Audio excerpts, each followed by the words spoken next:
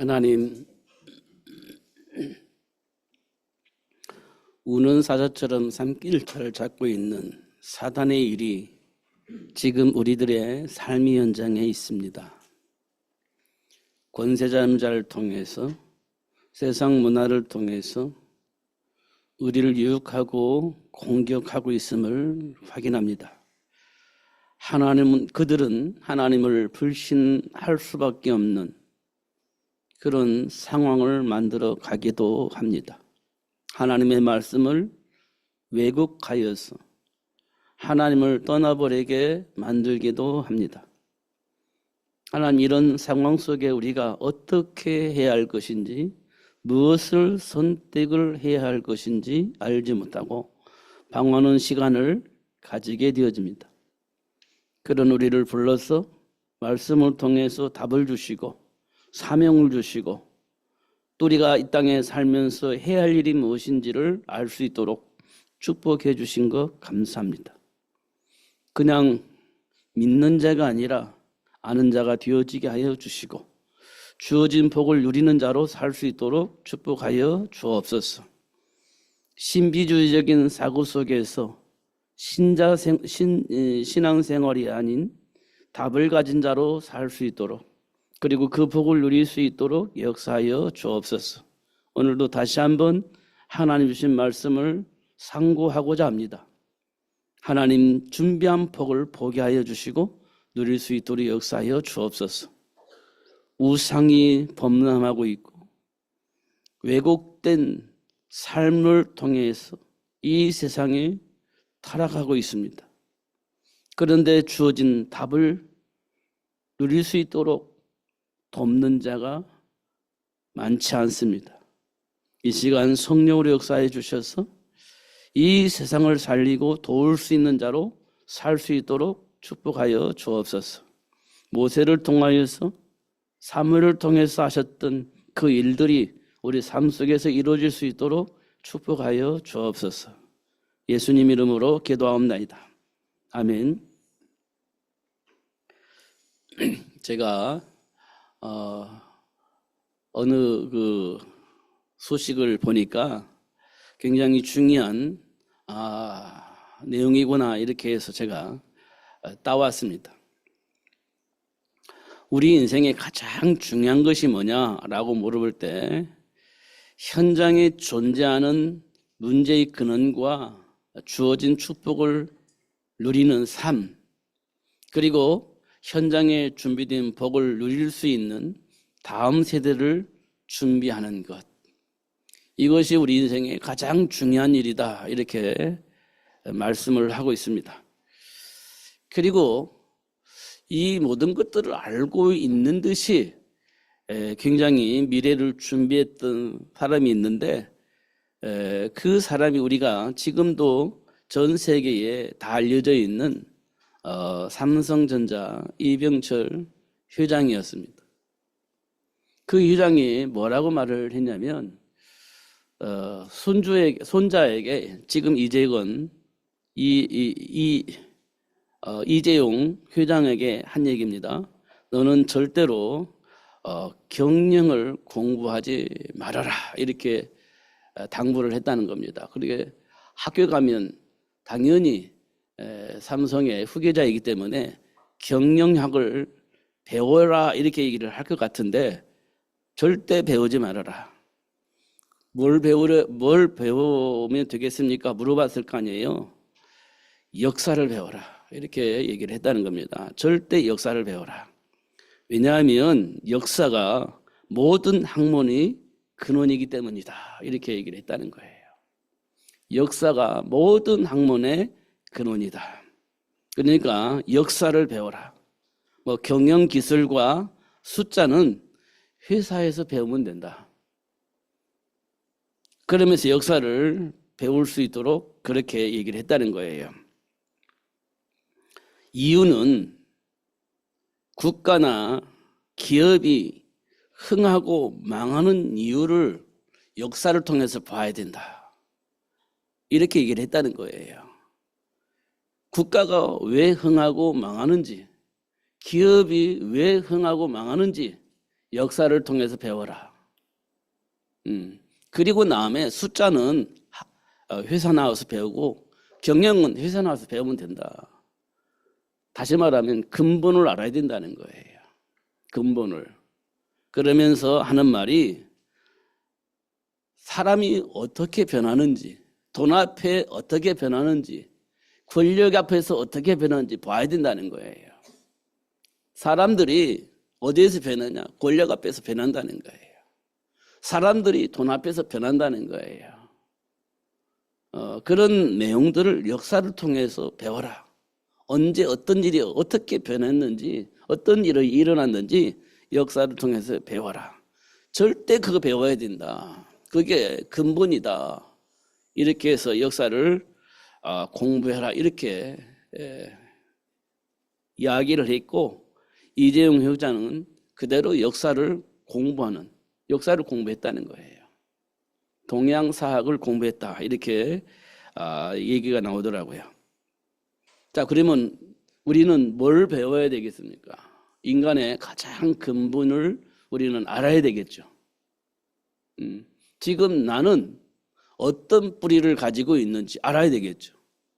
나는 어떤 생각 속에서 무엇을 위해서 살고 있는지 근원적인 걸 알아야 되겠죠. 그러려면요, 역사를 봐야 돼요. 우리 가문의 역사 봐야 되겠죠. 세상의 흐름의 역사 봐야 되겠죠. 그럼 어디까지 흘러갈 수 있냐라고 물어보면 창세기 3장으로 흘러가게 되어질 겁니다. 그게 지금 우리 뿌리입니다. 그게 우리 배경입니다. 이 문제를 삶 속에서 수없이 보고 확인을 했을 겁니다. 그런데 우리가 언제 흔들리냐, 왜 흔들리냐, 성경은 낱낱이 기록했어요. 흔들리는 이유, 배경, 이걸 왜곡하지 않고 그대로 기록해서 우리에게 남겨주셨습니다. 그래서 우리 상태를 분명하게 확인할 수 있도록, 문제가 무엇인지 확인할 수 있도록, 어떻게 하면 그 복을 누릴 수 있게 되는지 그 내용들을 그대로 가감없이 왜곡하지 않고 그대로 기록해 놓았습니다. 이게 성경의 역사는 우리 인류의 역사입니다. 인간의 역사예요. 그냥 기독교라고 하는 어떤 종교의 경전이 아니고요. 인류의 역사입니다. 인간의 뿌리입니다. 이걸 가감없이 기록해 놓은 거예요. 그럼 이 세상에 어떻게 돌아가느냐, 왜 이런 일들이 벌어지느냐, 지금도 이 지구상에는요, 전쟁이 멈추지 않고 일어나고 있는데 이 전쟁이 왜 일어나느냐는 거예요. 원인이 뭐란 겁니다. 이유는 하나밖에 없어요. 인간의 감정입니다. 인간이 가지고 있는 이념이에요. 이것 때문에 전쟁이 멈추지 않고 일어나고 있습니다. 이념 때문에 전쟁이 일어나요. 인간의 감정 때문에 수많은 문제와 사건들이 일어납니다. 그러면 그 이념이 시작이 어디냐는 거예요. 우리 안에 있는 감정이, 배경이 뭐냐는 거예요. 그거 우리가 찾아야 됩니다. 그걸 어디에서 찾습니까? 역사를 통해서 찾아요. 역사를 통해서. 어떤 사람이 어떤 짓을 했는지 역사를 보면 알아요. 그래서 대통령이나 우리나라의 과거의 왕들은 누구에 의해서 좌지우지 됐느냐. 뒤에서 보호하는 보호자들. 그 사람들에 의해서 좌지우지 되어지는 겁니다. 그러니까 보호자들을, 자기를 보호하는 사람들을 얼마만큼 현명하게 선택을 하느냐. 이게 중요합니다. 이념적인 선택을 하면 반드시 전쟁이 일어납니다. 이념적인 선택, 감정적인 선택을 하면 반드시 전쟁이 일어납니다. 그러나 정상적인 생각과 삶을 가지고 우리가 통치를 한다면 나라가 행복해지겠죠. 평화가 오겠죠. 근데 이 땅에 많은 사람들은 이념을 가지고 살고 있기 때문에 늘 부딪힙니다. 제일 좁은 현장에서 본다면 우리 안에 있는 감정이에요. 가장 좁은 현장이에요. 내 안의 감정, 나도 모르는 내 안에서 갈등, 이게 전쟁입니다. 그러나 내가 누군지를 알면 그 전쟁이 정리가 돼요. 내가 누군지 알면 전쟁이 끝입니다. 근데 아직도 내가 누군지를 모르면 전쟁은 계속해서 발생이 되어집니다. 어디에서요? 내 안에서. 이걸 멈출 수 있을 만큼의 답을 가지고 있는 것이 굉장히 중요해요. 그게 성경에 기록되어 있습니다. 그게 창세기 3장에서 일어났습니다. 첫 번째 사건이에요. 이 사건이 왜 일어났느냐라고 물어본다면 창세기 1장에 보면 뭐라고 되어 있냐? 혼돈하고 공허하고 흑암이 깊음이 있는 현장이 있기 때문에 창세기 3장 사건이 일어났다, 이렇게 우리에게 말씀을 해주고 있습니다. 이 사건 때문에 지금도 우리는 갈등 속에 사는 거예요. 이게 정리가 되어야 된다는 겁니다. 그래야 행복한 거예요. 여러분, 진짜 행복은 어디서 오는지 아세요? 나를 알 때 행복한 거예요. 많은 것을 가지고 있을 때 행복한 게 아니고요. 내가 누군지를 알 때 행복해요. 내가 누군지를 알 때. 내 인생의 배경이 무엇인지를 알 때 행복합니다. 여러분, 내가 수없이 얘기를 했는데 부자가 날마다 잔치하는 부자가 행복했겠습니까? 부자의 상에서 떨어진 부스러기를 먹고 있는 거지 나사로가 행복했겠습니까? 여러분, 어떤 것이 더 행복했을 거라고 생각되어집니까? 날마다 잔치하는 그가 행복했지 않았겠습니까? 우리는 그렇게 생각을 하는 거예요. 왜요? 거지 상에서 떨어진 부스를 먹고 사는 그 거지가 행복했을 거라고 생각을 안 해요, 우리는. 그래서 우리 삶은요, 행복을 추구하는데 뭘 추구하느냐? 날마다 잔치하는 부자의 삶을 살기를 원하는 겁니다. 그걸 우린 추구해요. 왜? 그게 행복이라고 생각을 할 하니까. 근데 성경은 반대로 얘기하고 있어요. 그게 행복이 아니야. 뭐가 행복이야? 하나님과 함께하는 삶을 사는 그 사람이 행복한 거야 라고 얘기를 하고 있습니다. 이 부분에서 우리가 이제 이해가 안 되어지고 소화가 안 되어지는 부분이에요. 이 부분이 소화가 안 되어집니다. 난 분명히 예수 믿는 사람인데도 불구하고 그 부분에 가면 소화가 안 돼요.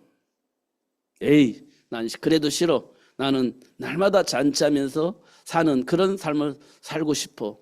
이게 이제 우리가 가지고 있는 감정입니다. 이 감정 가지고는 우리가 행복할 수가 없어요. 여러분, 수없이 말씀드렸는데 요셉이 노예로 샀을 때 행복했을까요? 불행했을까요? 누명을 쓰고 감옥에 갇혔을 때 감정적으로는 충분히 이해하겠는데 행복했을까요? 불행했을까요?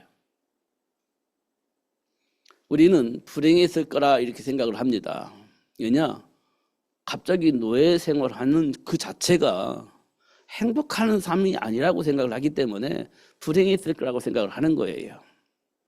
그리고 누명을 쓰고 감옥에 갔을 때 행복했을까요? 불행했을 거라고 생각을 하는 겁니다. 우리는. 왜냐?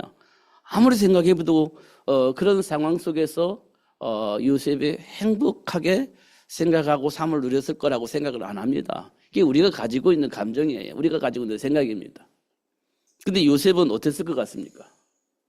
성경을 보면 행복했다 이렇게 생각하고 있습니다. 성경은 행복했다라고 얘기를 해요. 왜 행복했을까요? 하나님과 함께하는 삶의 비밀을 알고 있었습니다. 하나님의 계획을 알고 있었어요. 그게 어디에 기록되어 있냐면 창세기 45장 5절에 기록되어 있어요. 하나님이 나를 이끌어 가셨다. 노예가 되어지도록 만드셨다. 누명을 쓰고 감옥에 가도록 만드셨다. 왜? 당시들의 생명을 보호하기 위해서, 당시들의 생명을 살리기 위해서 하나님이 나를 이렇게 인도하셨어. 이 사실을 알았던 요셉은 행복했을까요? 불행했을까요? 행복했을 겁니다. 이게 하나님이 우리에게 원하시는 거예요. 이것이. 우리는 육신적인 생각을 가지고 있으면 늘 다른 행복을 추구해요. 어떤 행복을 추구할 것 같습니까? 소돔과 고모라의 삶 속에 있었던 그 사람들처럼 내가 하고 싶은 것 마음껏 하면 그게 행복이라고 착각을 하고 그런 행복을 추구하는 겁니다. 우리 인생의 참 가치는 네피림 문화 속에 있었던 사람들이 성공과 우리 자녀들을 훌륭하게 키우는 것, 이것이 삶의 이유이고 목적이라고 생각을 하고 그렇게 살고 있을 겁니다. 저는 아무리 생각해도 여기에서 우리는 못 벗어나는 것 같아요. 우리 자녀들을 보면 나름대로 훌륭하게 키워서 커서 유명한 사람이 되었으면 좋겠다. 이것은요, 이 땅에 있는 그 누구도 그 생각을 가지지 않은 사람이 없을 겁니다. 모든 사람이 그 기준으로 살고 있을 거예요. 그러면서 소돔과 고모라의 삶처럼 내가 하고 싶은 거 마음껏 누리면서 살았으면 좋겠다. 이것이 이 땅에 사는 모든 사람이 가지고 있는 생각일 겁니다. 여기에서 벗어날 수 있는 사람이 있냐고 물어보면 없을 것 같아요. 우리 자녀가 잘 커서 유명해지면 얼마나 좋겠습니까? 이건 이 땅의 모든 부모가 바라고 있는 소망일 겁니다. 중요한 것은 그 배경이 뭐냐는 거예요. 네피림 문화? 그 배경 속에서 유명한 사람이 된다면 어떻게 되겠어요? 하나님의 말씀을 무시하겠죠. 하나님의 말씀을 거부하겠죠. 하나님의 말씀을 듣지 않겠죠. 그러면 진짜 행복할까요? 그렇지 않을 겁니다. 날마다 전쟁할 겁니다. 그걸 유지하기 위해서 날마다 전쟁할 거예요. 그 소망을 누리기 위해서 날마다 전쟁할 겁니다. 그게요, 내 자신 안에서 이런 갈등이고요, 가정에서는요, 부부 갈등이고요, 그런 일들이 계속 수없이 살아있는 동안 계속해서 반복해서 일어나게 될 겁니다. 저는 그거 날마다 확인합니다. 날마다. 그리스도 안에 들어온다는 말은 굉장히 중요한 말이에요. 사람들이 나를 누구라 하느냐? 이런 질문도 우리가 수없이 들었잖아요. 어떤 사람은 세례요한, 어떤 사람은 예레미야, 어떤 사람은 엘리야, 선지자 중에 한 사람, 이렇게 자꾸 얘기를 하지 않습니까? 이게 이 땅의 모든 사람이 가지고 있는 소망이에요. 근데 그런 일은 일어나지 않습니다. 근데 이 땅의 모든 사람이 가지고 있는 소망이에요. 지금도 전 세계에서 계속 불행하게 계속 분쟁하는 이유는 어떤 사람은 세례 요한을 요구를 하니까 분쟁이 일어나는 거예요. 어떤 사람은 엘리야를 요구하니까 분쟁이 일어나는 겁니다. 어떤 사람은 예레미야나 선지자 중 한 사람을 요구하니까 분쟁하는 거예요. 왜냐? 이 세상이 너무나 왜곡되어져 있으니까 그걸 요구를 하는 겁니다. 맞잖아요. 왜곡되어 있는 걸 바로 잡아야 되잖아요. 과거에도 이렇게 싸웠잖아요.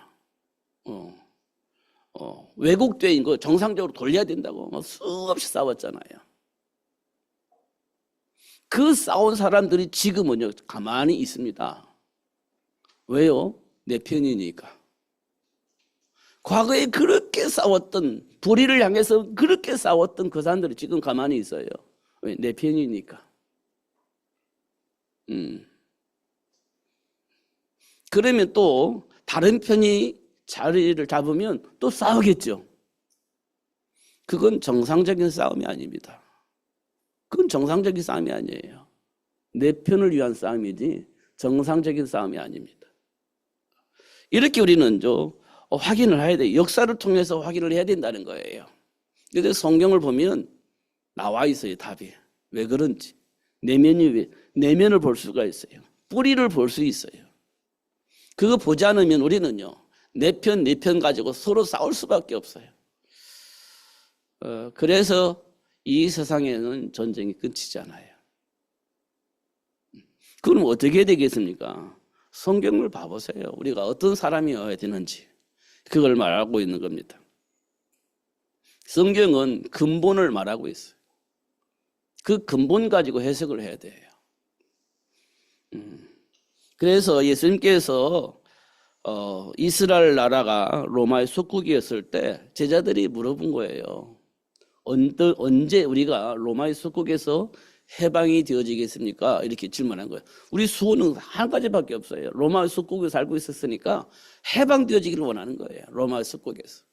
제자들도 여쭈 마찬가지였어요. 예수님께 물어보는 겁니다. 언제 로마의 속국에서 우리가 해방되어지겠습니까? 이렇게 질문을 한 겁니다. 근데 예수님께서 엉뚱한 대답을 하세요. 그건 난 몰라. 이렇게 얘기를 해요. 그건 하나님이 고난에 있기 때문에 그건 난 몰라. 그런데 중요한 것은 예루살렘에서도 온유에대에서도 사마리아에서도 땅끝에서도 그 어느 곳에 있든지 간에 내 증인이 되어질 수 있게 될 거야 라고 얘기를 한 겁니다. 지금 내 소원은 로마의 속국에서 해방되어지는 건데 예수님은 제자들에게 하신 답이 내 증인이 되어지는 거야 이렇게 얘기를 하는 겁니다. 이 말을 우리가 알아들어야 돼요. 이 말을. 저는 이 말을 못 알아들었습니다. 진짜 못 알아들었습니다. 근데 요즘 조금은 이해가 돼요. 아, 그렇구나. 우리는 세례요한을 강조하고 엘리야를 강조를 하는데 그게 아니에요. 그리스도의 증인이 되어지게 하시는 겁니다. 이게 이해가 되어집니다. 지금 이 땅에 수많은 싸움이 번지고 있잖아요. 곳곳에서 전쟁이 일어나잖아요. 수많은 범죄들이 일어나지 않습니까?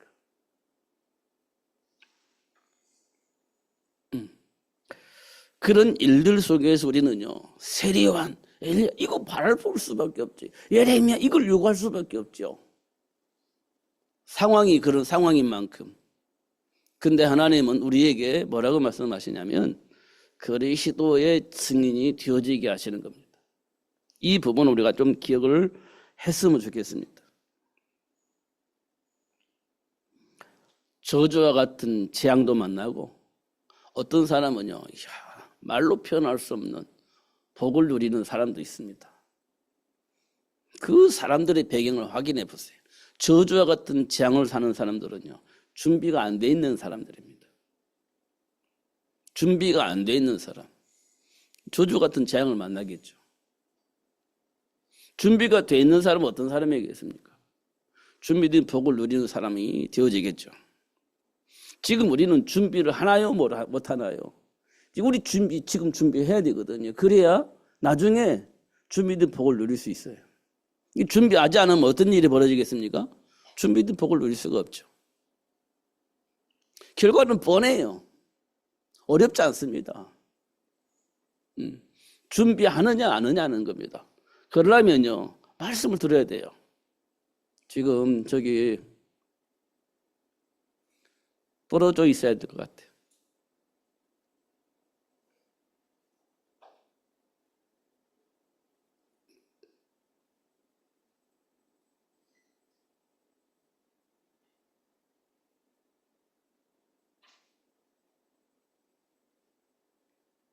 중요한 건 여기 앉아 있는 게 중요한 게 아니라 말씀을 들을 수 있어야 돼요.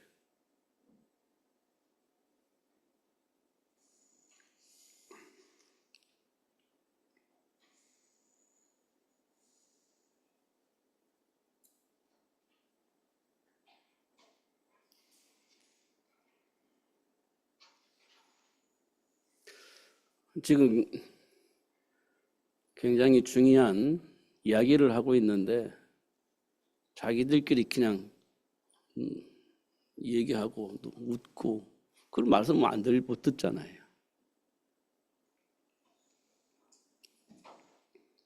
말씀을 못 들으면 실패하는 인생이 되어지는 겁니다. 누가 그랬냐? 가인이 그랬잖아요. 가인이. 성공하는 것처럼 보이지만 망해요. 결국 여러분들이 내가 누구인지 아는 것이 중요합니다. 말씀을 들어야 돼요. 그렇지 않으면 실패자가 되어지는 겁니다.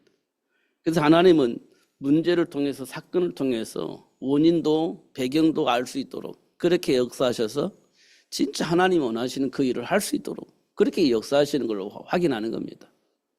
우리는 늘 그래요. 늘 그렇습니다. 제가 오늘도 왜 이렇게 굳이 얘기를 하냐면 그럴 수밖에 없는 배경을 가지고 있기 때문에 말씀을 들어야 된다는 거예요. 그렇지 않으면 생각도 삶도 바뀌지 않습니다. 그러면 본래대로 그냥 사는 거예요. 그럼 어떻게 되겠습니까? 본질상 진노의 자녀로 사는 거지 않습니까? 그거를 막아야 됩니다. 그래서 교육이라는 것을 하게 되어지는 겁니다. 그래서 하나님은 근본부터 시작해서 하나님 원하시는 그 일이 이루어질 수 있도록 역사하시는 그 하나님의 역사를 성경 66권에 다 담아놓은 거예요.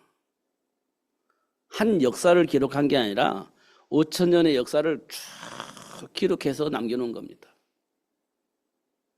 이 역사를 보면 우리 인생에 어떤 인생인지 확인할 수 있어요. 지금도 우는 사자처럼 산길자를 찾고 있는 사탄은요, 어떻게 역사합니까? 세상 문화를 통해서 우리 삶을 왜곡하고 있습니다. 삶의 문화를 통해서 우리 삶을 왜곡하고 있어요. 지금은 이 땅에 많은 사람들이 가지고 있는 삶의 이유가 어디에 있냐 보니까 돈이에요, 돈. 돈에 목숨을 걸어요. 돈에.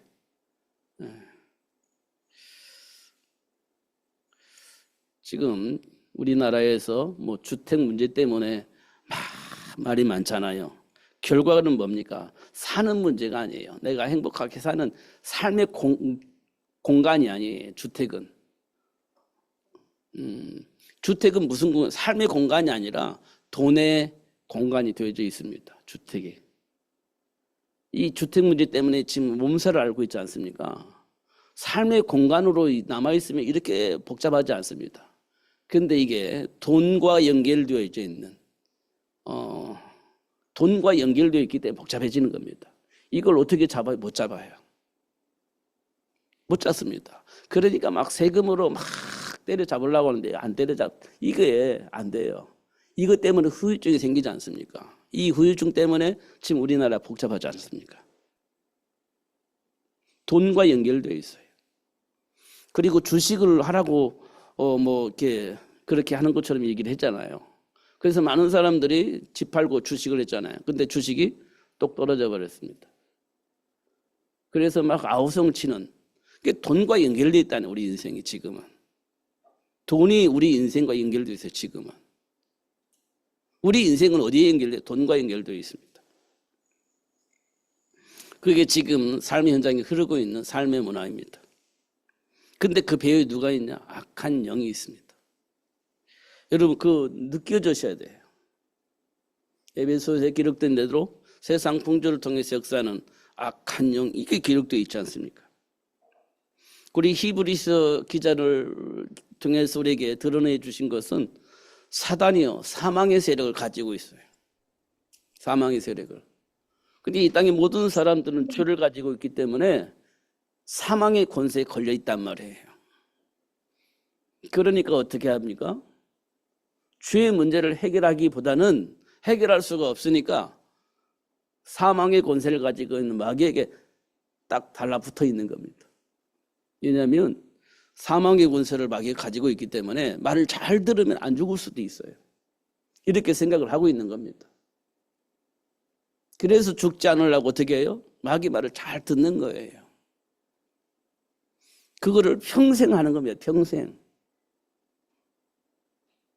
그걸 보고 종노릇 이렇게 표현되어 있습니다. 지금 우리 배경은 죄의 문제에 있어요. 죄의 문제 걸려 있습니다.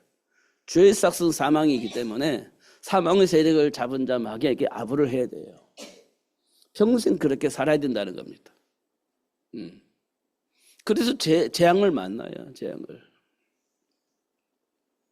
근데 그게 가만히 있는 게 아니에요. 우는 사자처럼 공격을 한단 말이에요.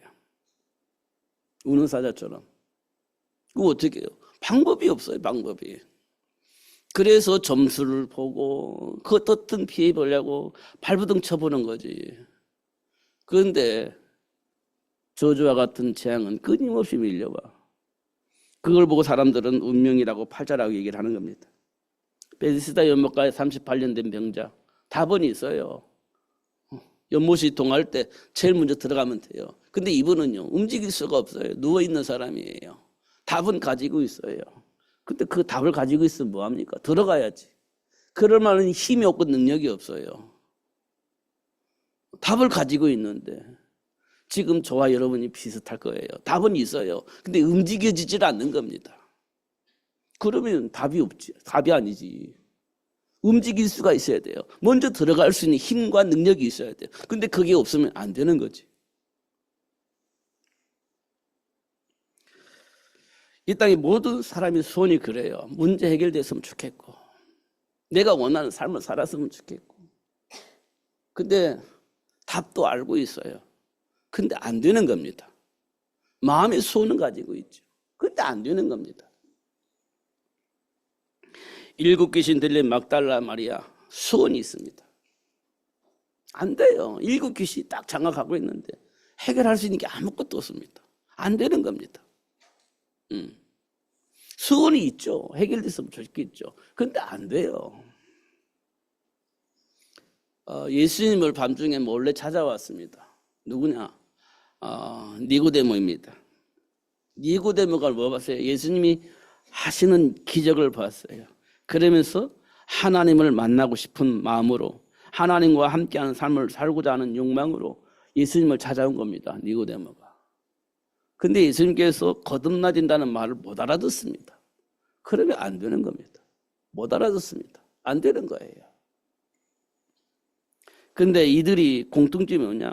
예수님이 찾아가서 만났다는 거예요. 38년 된 병자도 만났습니다. 해결됐습니다. 7 귀신 들린 막달라 마리아도 예수님 찾아갔습니다. 그 문제 해결해 주셨다는 거예요. 근데 니고데모는 예수님 만났습니다. 근데 거부해버렸어요. 이해가 안 되니까 거부해버린 겁니다. 우리가 예수 믿는 이유 분명히 해야 됩니다. 저는 이거를 계속 강조하고 싶은 마음이 있어요. 이걸 계속 강조하고 싶은 마음이 있어요. 왜 한편으로는 제 마음이 어떤 마음이 있냐면 여러분의 마음을 헤아려서 여러분의 마음에 맞는 메시지를 좀 해드리고 싶다 이런 생각이 너무 많습니다. 저도. 그게 과연 맞느냐라고 물어볼 때 하나님께서는 우리에게 뭘 말씀하시냐? 하나님과의 관계 회복할 수 있는 그 길을 하나님께서 계속 얘기를 하시는 겁니다. 저에게는. 그러니까 여러분의 마음에 안 들어도 하나님과의 관계를 회복하는 그 일에 좀 우리가 집중했으면 좀 좋겠다. 이런 생각이 되어집니다. 왜냐하면요. 히브리서 2장 14절 15절에 보니까 사단의 올무에서 해방되어지는 길이 한 가지밖에 없어요. 사단의 올무에서 해방되어진 길 하나밖에 없습니다. 죄와 사망의 법에서 해방되어지는 길 하나밖에 없어요. 하나님과의 관계가 회복되어지는 길도 하나밖에 없어요. 그 길이 누구냐면 예수님이에요. 예수님을 통해서만 사단의 올무에서 해방될 수 있어요. 예수님을 통해서만 죄와 사망의 법에서 해방될 수 있어요. 예수님을 통해서만 하나님과의 관계가 회복될 수 있습니다. 이게 진짜 행복이고 진짜 삶의 가치입니다. 근데 예수를 자꾸 멀리하고 내게 맞는 거, 내가 원하는 거 그걸 우리는 요구를 하거든요. 예수 안에 들어오면 내가 요구하는 거, 내가 원하는 거 다 들어오게 되어 있는데 예수님을 구하면서 내가 요구하는 거, 내가 원하는 것 얻기를 원하거든요. 여기서부터 이제 문제가 생기는 거예요.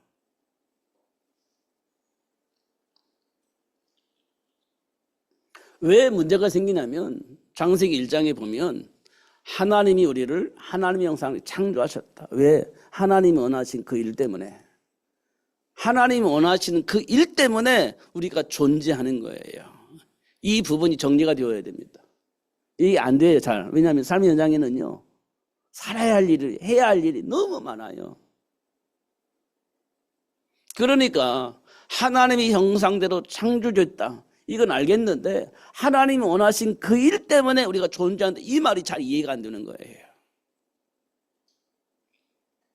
이 말이 이해가 되어져야 내가 이 땅에 살면서 무엇을 위해서 살 것인지에 대한 삶의 가치가 나와요. 근데 이게 정리가 안 되면 내가 원하는 걸 자꾸 요구하게 되어져 있는 겁니다. 하나님 원하시는 것을 배제하고 내가 원하는 삶을 자꾸 추구하게 되어져 있어요. 그럼 다른 길로 가는 겁니다. 그러면 이런 거 우리가 꼭 확인해야 돼요. 근데 이미 우리는 벗어나 버렸어. 그래서 하나님이 찾아오셔서 그 문제를 해결해 주실 수 있는 여자의 후손을 약속을 하시는 겁니다. 그 여자의 후손을 통해서 하나님이 원하시는 일을 할 수 있도록 만들어 놓으신 겁니다. 회복시켜 주시는 거예요. 그리고 나서 하나님께서 우리에게 요구한 겁니다. 그게 뭐냐? 믿으라는 거예요. 믿음을 요구하는 겁니다. 믿음. 그래서 하나님께서 우리에게 요구할 것이 희생제물 어린 양의 피예요. 그걸 왜 요구하시냐면 그것이 내가 너에게 한 말을 믿느냐는 거예요. 믿는다면 희생제물 어린 양의 피를 가지고 내게로 나와라. 이렇게 얘기를 한 거예요. 믿는 자는 희생제물 어린 양의 피를 가지고 나오는 겁니다. 그러면 하나님께서 보고 알았다. 네가 나를 믿는구나. 그러면 내가 약속한 대로 너에게 준비된 복을 누릴 수 있도록 축복을 할 것이다. 이렇게 약속을 한 겁니다. 그 증인들이 누구냐면 요셉이에요. 증인들이 요셉입니다. 그 증인들이 누구냐? 다윗이에요. 그 힘 가지고 형통한 복을 누려요. 그 힘 가지고 골리앗을 이겨먹습니다. 그 힘으로. 여러분 이게 이해가 되어져요. 지금 현장을요. 강한 자들이 지배하고 있거든요. 그걸 이겨먹을 수 있는 배경을 우리가 가지고 있어야 돼요. 골리앗의 배경은요. 사단입니다. 이겨먹을 수 있어야 됩니다. 그래야 하나님 나라가 회복될 거 아니에요. 근데 우리가 거기에 굴복한다? 그러면 하나님 나라가 회복할 수가 없어요. 근데 굴복해야 내가 뭐라도 얻어먹을 것 같고 내가 원하는 것을 획득할 수 있을 것 같아. 그래서 굴복하는 거예요. 힘 있는 자 앞에서. 근데 그들의 배경을 안다면 그러면 안 되죠.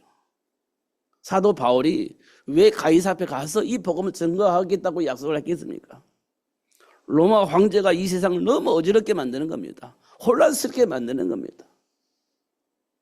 경제와 정치와 삶의 문화를 통해서 이 땅의 모든 사람을 혼란스럽게 만드는 겁니다. 왜곡시켜버린 겁니다. 삶의 문화를 왜곡시켜버린 겁니다. 타락하게 만들어버리는 겁니다. 그 모습을 본 사도 바울이요. 가이사 앞에 가서 이 복음을 반드시 증거할 것이다. 이렇게 소망을 가지고 준비를 했던 거예요. 반드시 할 것이다. 결국 가이사 앞에 가서 복음을 증거할 수 있도록 하나님께서 인도하셨죠. 지금 우리가 가지고 있는 삶의 이유입니다. 현장에서 그걸 볼 수 있어야 돼요. 그러면 되어집니다. 내게 능력 주시는 자 안에서 모든 것을 할 수 있게 만들어 주신다. 내가 할 수 있도록 하나님께서 만들어 주신다. 언제요? 기도할 때. 네가 알지 못하는 크고 비밀한 일을 우리에게 알려주세요. 미래에 되어질 일을 미리 알려주십니다. 예레미야 33장에 보니까 미리 알려줘요. 어떻게 되어질 것이라는 것을 미리 알려줍니다. 그건 쉽잖아요. 미리 알고 있는데 쉽잖아요. 근데 기도할 때 알려주신다는 거예요. 그리고 삶 속에서 문제를 만났을 때 어떻게 하면 좋겠습니까? 라고 질문하면 거기에 대한 답도 알려주신대요. 그러면 이렇게 해주세요. 저렇게 해주세요. 기도하면 하나님께서 시행을 하신대요. 미리 알려주죠. 답도 주죠. 그렇게 되어지도록 역사하시죠. 그러면 우리에게 문제될 게 아무것도 없네요. 그렇습니다. 우리에게 문제될 게 아무것도 없어요. 기도하면 알려주죠. 역사하시죠. 문제될 게 없는 거예요. 그게 우리 인생의 배경입니다. 배경이에요. 문제는 안 믿는다는 거지. 그 사실을 인정하지 않는다는 거지. 아는데요. 말은 다 해요. 근데 인정 안 해요. 현장에 나가면. 아브라함이 기근 만났을 때 인정 안 했잖아요. 죽음의 위기를 만난 베드로가 예수님을 인정하지 않았잖아요. 그런 상태에 우리가 빠져 있는 겁니다. 그런데 요셉은요. 그 사실을 인정했기 때문에 형통한 복을 누린 거예요. 다윗은요. 그것을 인정했기 때문에 골리앗을 이겼을 수 있었다는 거지. 그럼 나는 어느 편에 있냐? 여기에 대한 분명한 답을 가지고 있어야 돼. 지금 답은 다 가지고 있는데 갈등하는 거잖아요. 인정할 것이냐, 안 할 것이냐. 이게 이렇게 되면 어떻게 될 것이냐. 이게 계속 계산을 해보니까 이게 안 될 것 같아. 그럼 인정을 안 하는 거지. 계산을 해보니까 안 될 것 같아. 누가 그랬죠? 모세가 출애굽을 위해서 애굽으로 가라고 하니까 계산해보니까 안 돼. 안 될 것 같아. 계속 거부하지 않습니까? 계산을 해보니까. 수판을 두드려보니까 안 돼. 이게 지금 우리 삶 속에서 하는 일들입니다. 맞지 않습니까?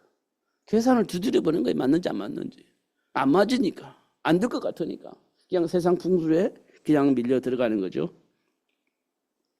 이런 것들을 지금 우리가 확인을 하고 있습니다. 이유는요, 왜 하나님께서 우리 보고 세계 복음화라고 했는지, 증인이 되어지도록 하겠다고 약속하셨는지, 그것들을 지금 내 내면 속에서 보고 지금 삶 속에서 보게 만드는 겁니다. 아, 이래서 하나님께서 나를 불렀고, 이래서 하나님께서 나를 보면서 그리스도 복음을 전하라고 그렇게 말씀을 하셨구나. 세계가 복음화 되어질 수 있도록 언약 붙잡고 기도하며 준비하며 도전하라고 그렇게 말씀하셨구나. 이런 사실을 깨닫게 하시려고 지금 우리 삶 속에서 그런 문제들을 만나게 된 겁니다. 갈등하게 만드는 거예요. 이런 부분들 우리가 조금 잘 확인했으면 좋겠다. 그래도 성공하고 싶잖아요. 그래도 내가 원하는 삶을 살고 싶잖아요. 이 생각이 틀린 생각은 아니지 않습니까? 근데 그게 하나님 안에서의 생각이냐, 하나님 밖에서의 생각이냐, 이것이 차이가 있는 겁니다.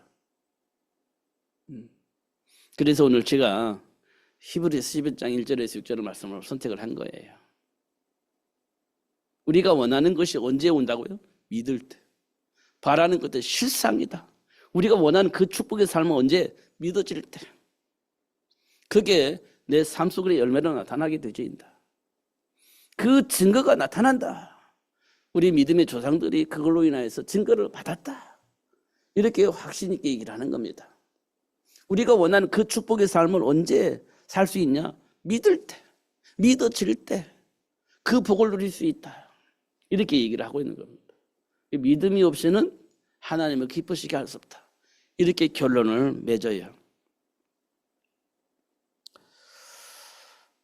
수없이 반복돼서 하는 얘기인데요.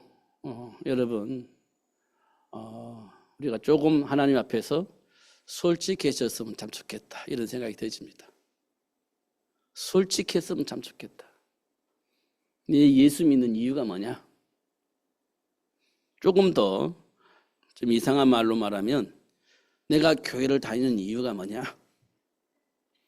이 부분에 많이 고민을 하고 솔직해졌으면 참 좋겠다. 그러면 준비될 거예요. 제가 오늘 중고등부 예배하면서 우리 중고등학생들에게 물어봤어요. 공부를 하는 것이 맞는 것 같아요? 안 하는 게 맞는 것 같아요? 물어보니까 하는 게 맞는 것 같대. 공부를 해요? 안 해요? 어떤 대답을 안 해. 하는 게 맞으면 해야 되지 않습니까?